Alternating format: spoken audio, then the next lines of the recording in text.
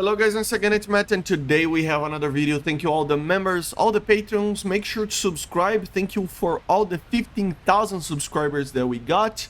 Let's keep it up guys. We are trying to hit 50,000 until the end of the year. So we have plenty of road to go on. And yeah, let's get going. Today we are going to talk about missiles. Missiles that should be added to War Thunder in the nearest future or in a far future. We are not looking too much into the future of technology. So we are not talking about R-73s, R-73Ms, AIM-9Ms, AIM-9Ms-8-7. We are not talking about AIM-9Xs or R-74s or Python 4s and Python 5s or anything like that.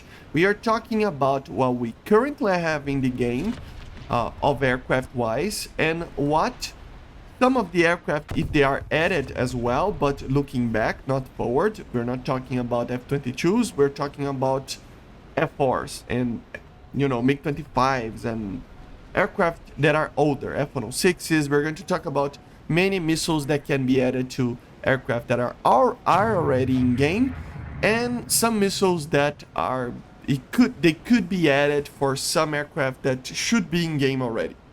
That's basically it, right? So not too much into the future, okay? Keep that in mind, okay? So yeah, let's start with the Soviet Union. So the Soviet Union has a lot of missiles that we don't have in game, and a lot of them that are actually pretty good. Some of them are due to not having an aircraft for it, because we don't have the aircraft that the missile was used. But some of them are just for some reason that it's not apparent, because it should be in game and it's not. So let's start very back in the day with the RS-1U. It's a very old missile that was supposed to be used, and it was actually used in the MiG-17 PFU, which was one of the interceptor variants of the MiG-17. It was actually a radar missile guided by a beam riding system, same as in the Fireflash. It was introduced around 1955 with the initial MiG-17 PFs and PFUs, right? And it was basically a very old missile, one of the first ones, if not the first one, that the Soviets ever produced. It was supposedly to be turning 9 Gs. So it is pretty good, the turning capabilities for such an old missile, but the problem is that it was beam riding, so it doesn't lead to the target. It actually reacts to it after the target moves. So that would be a problem, right? It would work in a similar way as the Fireflash on the Swift F7, but turning better. It would be just basically a head-on missile. It had around 3 kilometers of range, and as I said, 9 Gs. So it was a very old missile. It was the start of the missiles for the Soviets, and I think if we ever get a MiG-17 PF or PFU in the Soviet tech tree, we should receive this missile to be a little bit different. It would be a very cool event vehicle, even a PFU with less 23 millimeters, and I think it was the RP2 or RP5, RP1, depends on the version of the radar, to be guiding the RS-1U. So that's the first missile that I think it should be added once we have the MiG-17 PFU. Then we go for the evolution of the RS-1, the RS-2U, and the RS-2US. They are basically the same missile, but a better version of it. So the RS-2U was basically a better version of the RS-1, but it was a lot better, like a lot better. So the RS-2U, which was the first variant, it was actually able to turn 18 Gs, man, and it was a beam riding still. So even though it was able to turn 18 Gs, being a beam riding, it is problematic, right? Because it tends to basically react for the target and not lead the target, as I said. And also the US, which was basically RS-2 US, which was a 60s modification to the RS-2. It changed the seeker for the R3R seeker, so it became an actual semi-active radar homing missile with the 18 Gs, and that it would be even better than the R3R. this was going to be used on MiG-21s. Even the Beast could use it, and we even have it on the DCS MiG-21, if I'm not mistaken. And it tends to be better. No, I think that's the beam riding version. We don't have the semi-active version, but still, it was supposed to be better. It was better than the R3R. That's pretty much it. And I don't know how many of these they produced, but still, I think it was. It needs to be added. The RS-2U was a 5-kilometer missile, and the RS-2U US, which was the improved version, it has 7 kilometers with, again, 18 Gs of turning capabilities. So then we go for a very interesting missile, the K-55 or the R-55. These two first ones, they are normally sometimes called the K-5. So yeah, they had these two basically names, the RSs or the K5, right? So the K-55 was an improved version of that, with the idea of having the RS-2U with an IR seeker. So yeah, it was basically the improved version with an IR seeker. It was way better than the R3S, and in general sense, it was similar in performance as the AIM-9D, okay guys? So it had an 18G turn, same as the R2, the RS2, and it was built in 1966, okay? It has a very good burn time of around 4.5 seconds, so very close to even the AIM-9s, right? The Navy AIM-9s. And it was supposed to be used on the MiG-21 as well, the Su-9 and other aircraft like that. The max range was about 10 kilometers. So it was basically the RS-2U, but with an IR seeker. So 18 Gs, IR seeker, and just overall very similar to the AIM-9D. It was built from 1966, as I said. So it would make sense. It is the missile before the R-60 was introduced. We basically jumped from the R3S from 1969 and 1959 and 1960 to the R60 in game, which doesn't make any sense. The K-55 would bridge that gap the same way as the AIM-9E is for the Air Force and the AIM-9D is for the Navy, between the B and the Navy and Air Force AIM-9s of later, like the J and the G. So yeah. So we need this missile. This missile needs to be added for the MiG-21. The PFM could use it. Technically the F-13, but the PFM was the main one that started using it. But later the S variant could use it. The Beast could use it. All of those MiGs can use it. The MF could use it technically, even though I don't think it was sold, but still pretty interesting, right? Then we go for the more BVR missiles of the Soviet Union. So we had the R8s, so we had the R8R, the R8T, and the MR and MT. They were first used in 1957, with the later 1961 M variant being used as well. So it was a 1957 version, the R8, and the M was the 1961. It was meant to be used as a BVR weapon. Very similar to early Sparrows, like the AIM-7D or even the C and the D variants. So yeah, very early, late 50s and early 60s, right? So turning capabilities were limited to 14 Gs, and the range was about 20 kilometers. So very, very similar to the AIM-7s. It was used in this Su-11, the Su-15, the Yak-28P.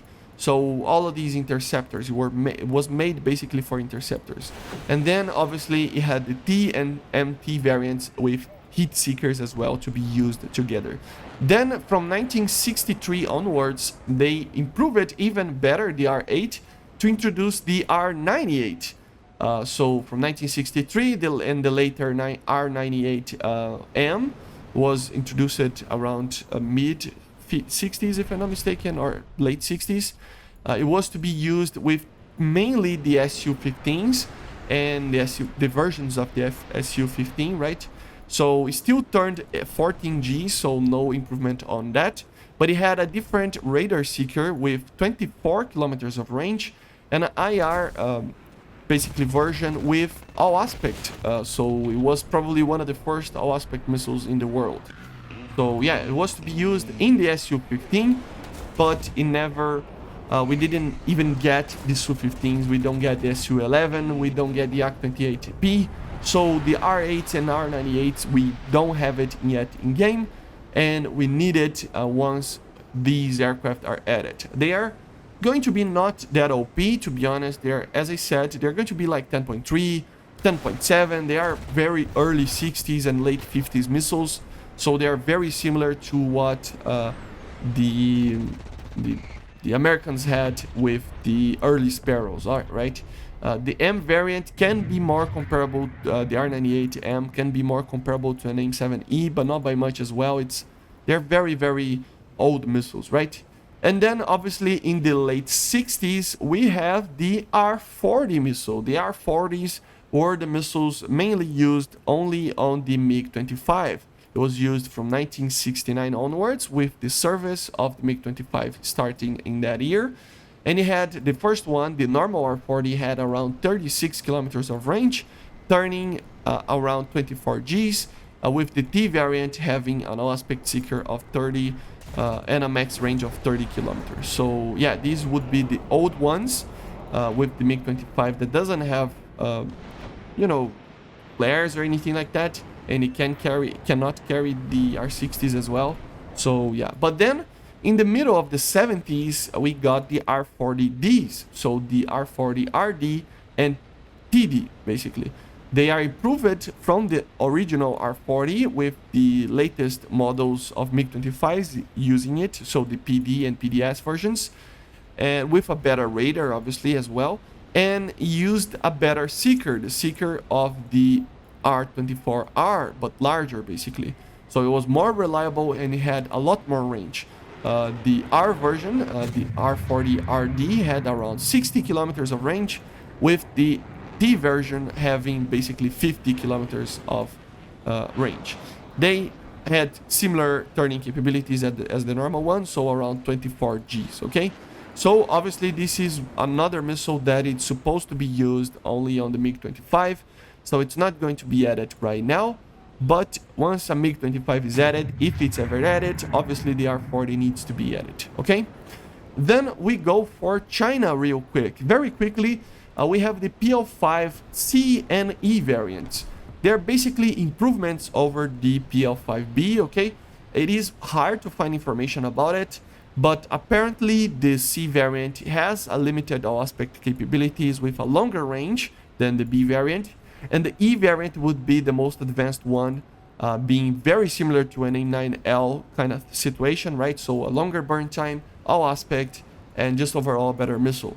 I don't know if the E is needed. I think if all basically all top tiers have it, why not add it for some of the Chinese ones? So I don't know, but maybe with the addition of another J8 in the future, we can have that. I don't know. It's just the J7 and the J8 could receive these missiles. Obviously the PL8 as well, but we're going to talk about it later. Then we have the US. The US has only one missile that I think it's needed to be added, which is the Falcon, the AIM-4. It is a very, very old missile that was mainly used initially on F-89s and the F-102, later the F-106, and later the F-4 as well. So it can be used in some of the F-4s that we have in game. The C variant and the E variant could probably use it, the C mainly, but still, and the EJ as well. They're going to talk about it later. But still, we have very different variants. We have the original AIM-4, which was from 1956. It was meant to be used in the F-89H and J variants and the F-102, so it can be added to the game. They normally turned around 9 Gs, okay, but and it had around 80 kilometers of range. Then we have the A variant, a better version of it, turning a little bit better, and basically having a higher speed. We have the B variant, which is basically the same as the A, with an IR seeker, operational from 1956 as well, with the same type of improvements that the A had.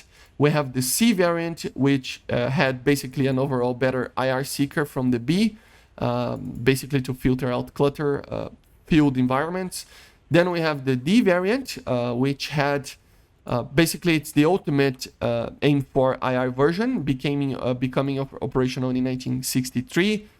and it was meant to be used in fighters, and it had the seeker of the G variant, which was a very, very good Super Falcon seeker that we are going to talk about a bit later, and the smaller frame of the C. So it was basically the best IR version for a dogfighting missile of the AIM-4.